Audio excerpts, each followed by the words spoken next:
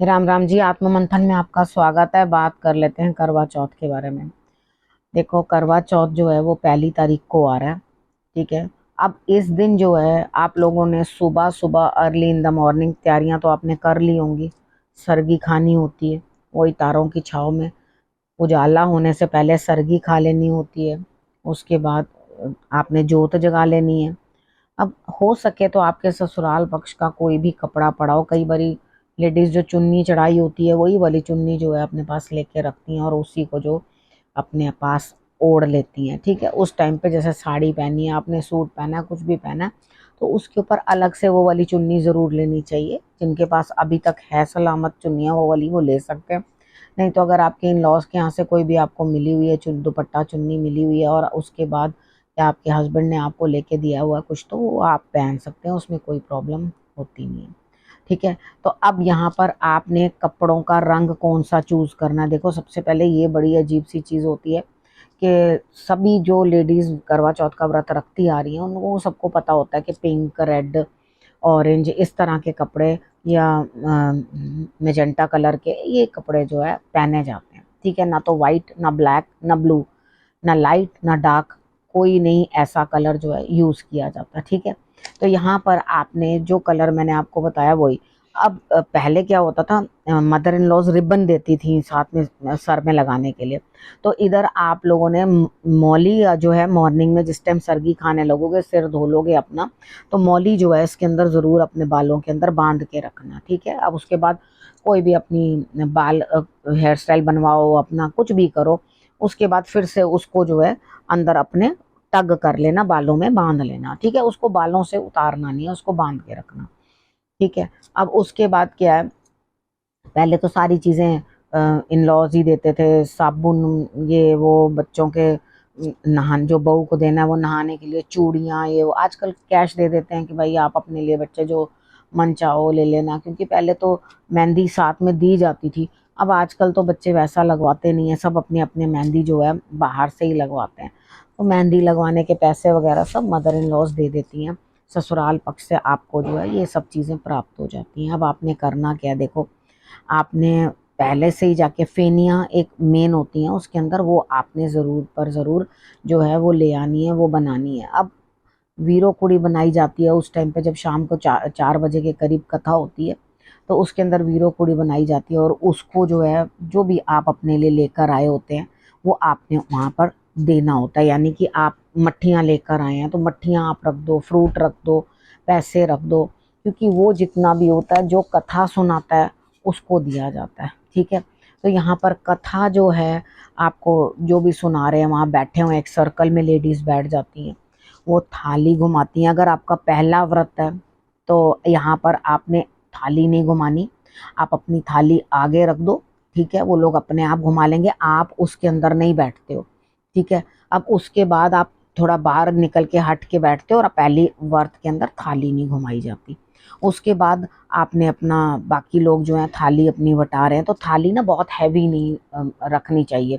कुछ लोग होते हैं कि ड्राई फ्रूट्स दे रहे हैं मदर इन लॉ को तो वो भी बीच में, फ्रूट्स दे रहे हैं तो वो भी बीच में, सूट दे रहे हैं तो वो भी बीच में। ऐसे नहीं करते, थोड़ा सा रख लेते हैं। ठीक है। और एक्चुअल में करना भी यही चाहिए क्योंकि उस समय हम मनसते हैं उसको।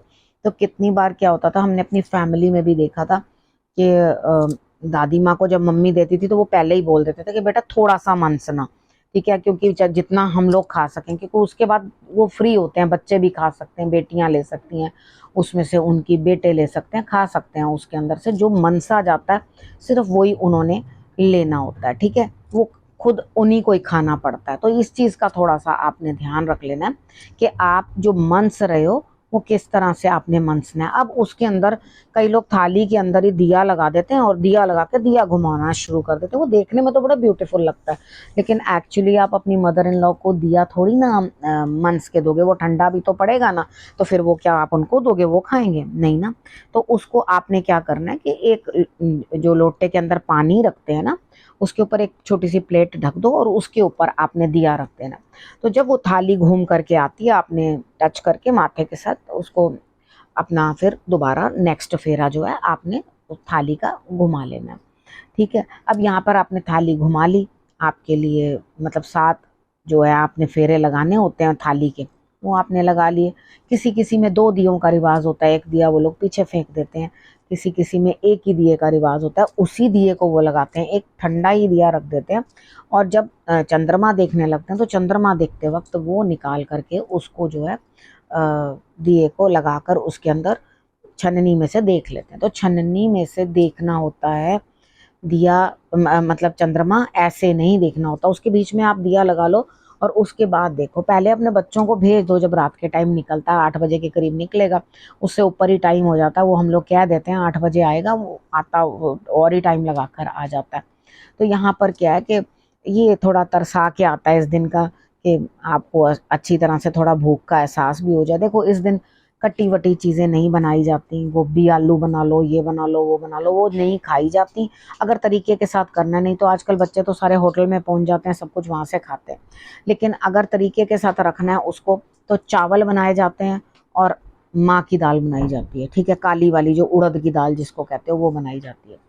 अब अगर तो कोई हेल्प करने वाला है तो उससे आप अदरक वगैरह ये सब चीज़ें जो है अदरक करवा सकते हैं, उसके अंदर प्याज नहीं डलना, लहसुन नहीं डलना, ठीक है, ये सब नहीं डलना। तो वो भी आप मूली कुतरा कराएं, जो मूली का सोता ना, उससे वो करवा के उसके अंदर आप दाल जो है बनाने के लिए डाल सकते हैं। लेकिन खुद ने नहीं करना, खुद ने कोई कटिंग चॉपिंग कुछ नहीं करना, ठीक है।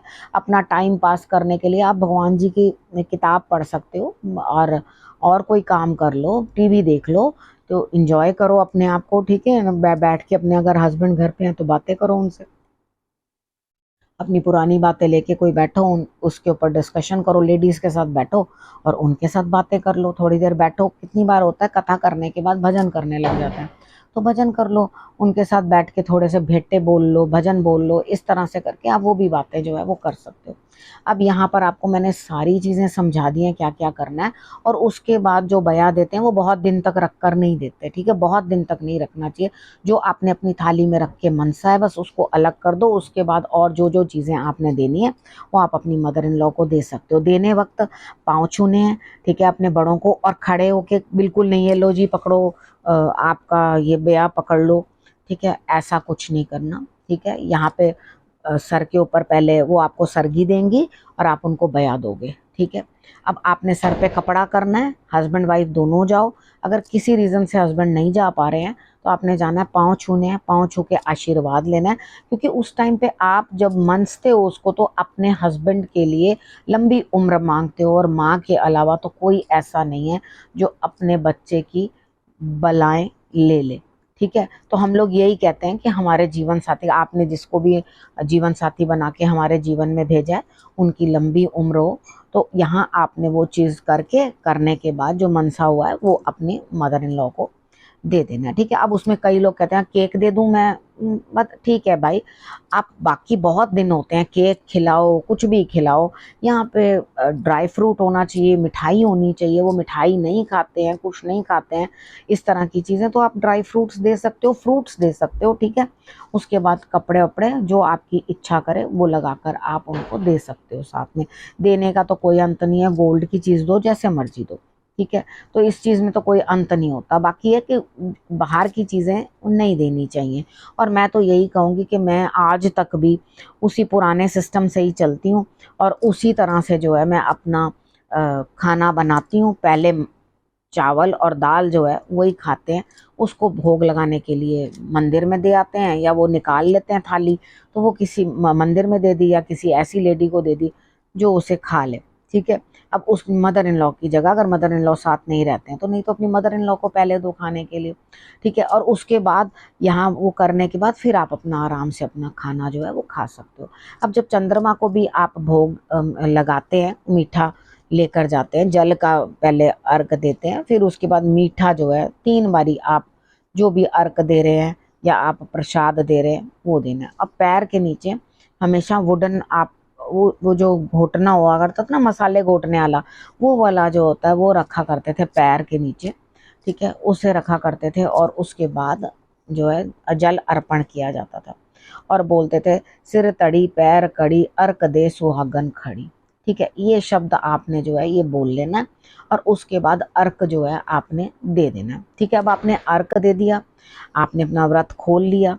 अब खोलने के बाद आओ, आराम से बैठो, खाना वाना खाओ। हालांकि उतनी भूख नहीं लगती, लेकिन आपने खाना ज़रूर है, नहीं तो फिर गैस बनने लगती है खाली पेट।